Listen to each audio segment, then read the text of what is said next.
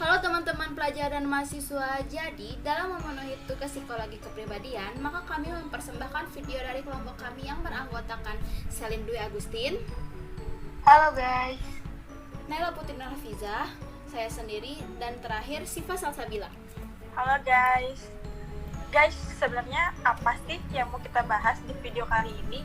Kira-kira mereka yang nonton udah pada tahu belum ya sama topik yang bakal kita bahas di video ini? Nah, mungkin sebagian udah pada tahu kali ya, tapi nggak menutup kemungkinan juga sih banyak yang belum tahu materi kita ini.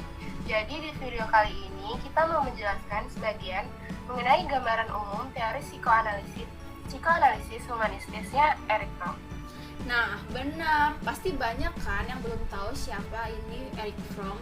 Secara singkatnya, tentang gambaran teori psikoanalisis humanitis, ini menurut Erich Fromm, psikoanalisis humanitis atau humanitic psychoanalysis berasumsi bahwa terpisahnya manusia dengan dunia alam menghasilkan perasaan kesendirian dan isolasi.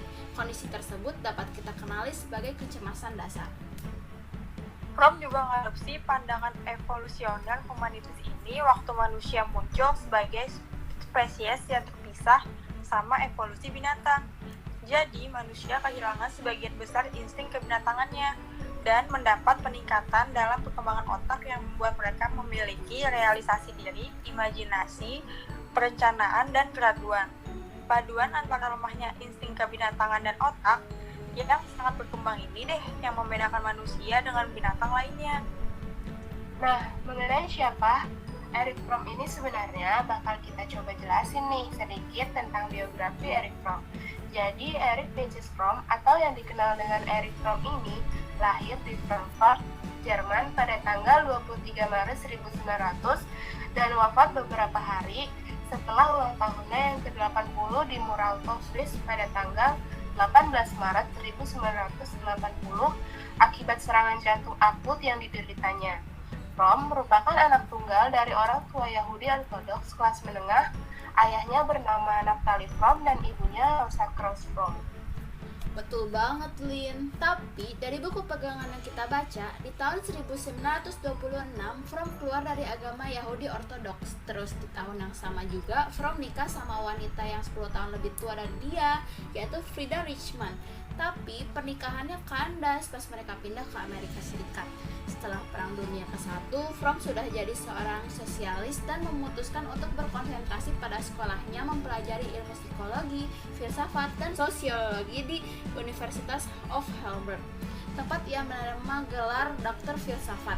Dalam ilmu sosiologi, saat berusia 22 atau 25 tahun, pada tahun 1951, Fromm kemudian bekerja di National Autonomous University di Mexico City, tempat ia mendirikan departemen psikoanalisis di sekolah kedokteran. Tapi nih, kabarnya sih dari buku yang kita baca juga, di tahun 1944, setelah sekian tahun bercerai sama mantan istrinya, Fromm nikah lagi sama wanita bernama Henny Gurland, seorang wanita yang 2 tahun lebih muda darinya dan memiliki minat terhadap agama dan pikiran mistis yang kemudian mendorong hasrat Fromm akan Buddhisme Zen lebih jauh. Wah, keren banget ya Fromm ini. Walaupun masa kecilnya dia jauh dari kehidupan yang ideal, tapi dia bisa menempuh pendidikan yang tinggi sampai bisa jadi seorang psikoterapis yang menggunakan teknik psikoanalisis ortodoks.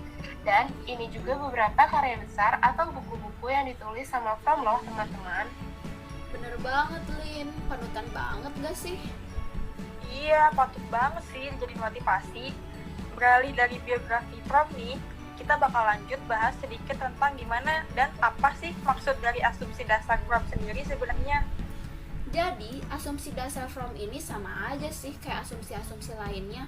Fromm berasumsi tentang kepribadian individu yang menuntut dia kepribadian individu ini bisa dimengerti hanya dengan memahami sejarah. Karena Fromm yakin bahwa manusia itu nggak seperti binatang lainnya, telah tercerai-berai dari kesatuan prasejarahnya dengan alam, mereka tidak memiliki insting yang kuat untuk beradaptasi dengan dunia yang berubah, melainkan mereka telah memperoleh kemampuan bernalar.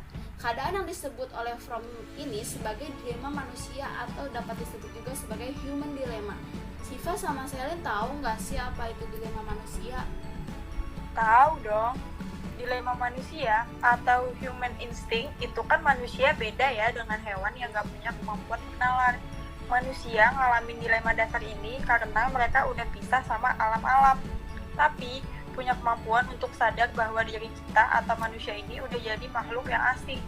Nah, kemampuan pengenalan ini nih yang ngebantu manusia buat bertahan. Tapi di sisi lain, hal ini memaksa manusia menyelesaikan dikotomi dasar yang tidak ada jalan keluarnya.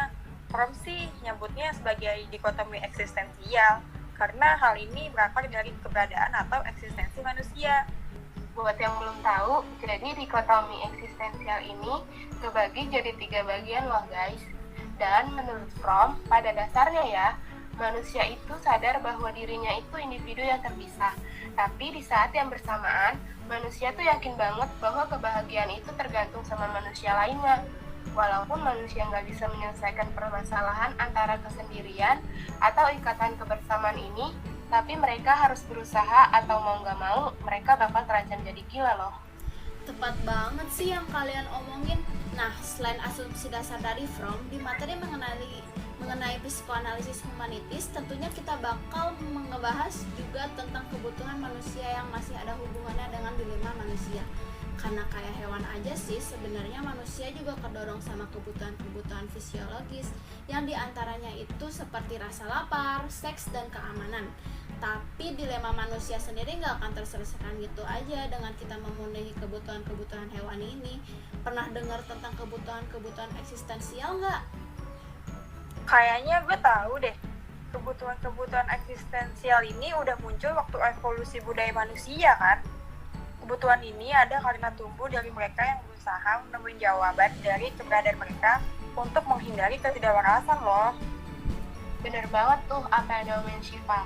Nah, akibat dari kebutuhan-kebutuhan manusia inilah muncul pernyataan dari Fromm bahwa ada satu perbedaan antara manusia yang sehat secara mental dan manusia neurotik atau tidak waras, yaitu bahwa manusia yang sehat secara mental bisa menemukan jawaban atas keberadaan mereka dan jawaban yang lebih sesuai dengan jumlah kebutuhan manusia.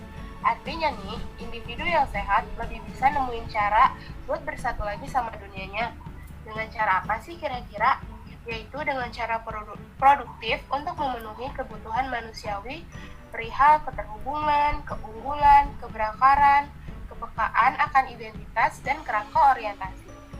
Selain itu juga kebutuhan fisiologis dan hewani, manusia termotivasi oleh 5 kebutuhan yang berbeda seperti ketergantungan, keunggulan, keberhakan, kepekaan akan identitas, dan kerangka orientasi.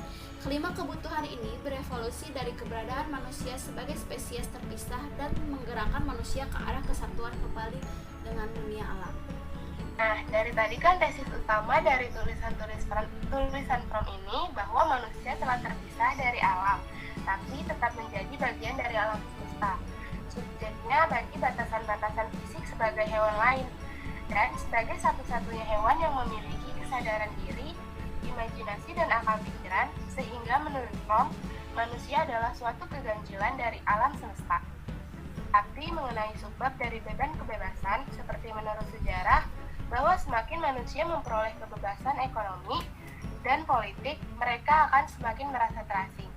Contohnya, selama abad pertengahan, manusia memiliki kebebasan pribadi yang terbatas. Mereka terkurung dalam peran yang diberikan oleh masyarakat, peran yang menyediakan rasa aman, tempat bergantung, dan kepastian.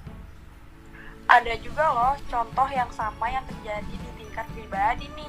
Seiring dengan perjalanan waktu kan anak bakal tumbuh jadi lebih mandiri dan nantinya nggak membutuhkan orang tuanya lagi. Pastinya anak ini akan mendapat kebebasan lebih untuk mengungkapin individualitasnya mereka. Geraknya juga jadi nggak diawasi lagi dalam hal memilih sesuatu yang nantinya bebas memilih apa yang anak ini mau.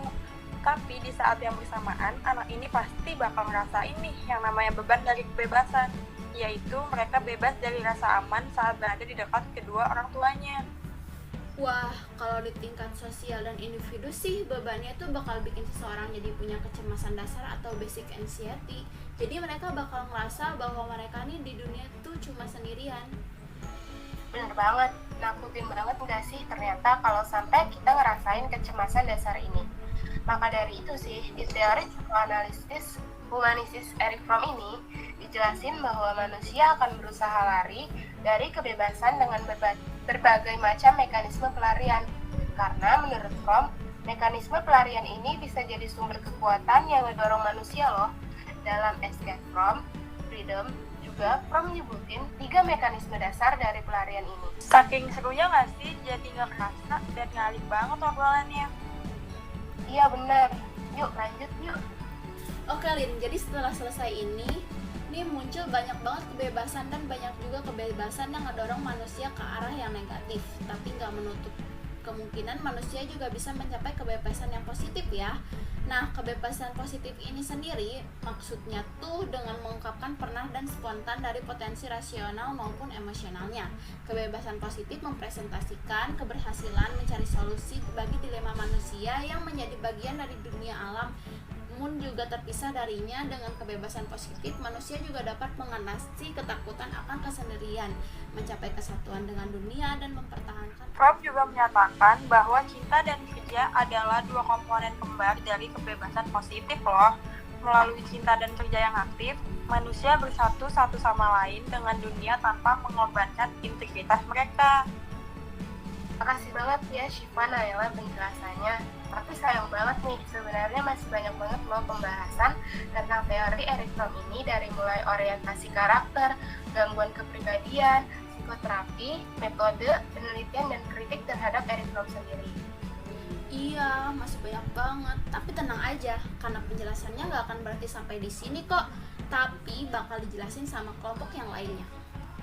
Jadi jangan berhenti nonton sampai di sini aja ya guys. Tonton juga video-video kelompok lainnya.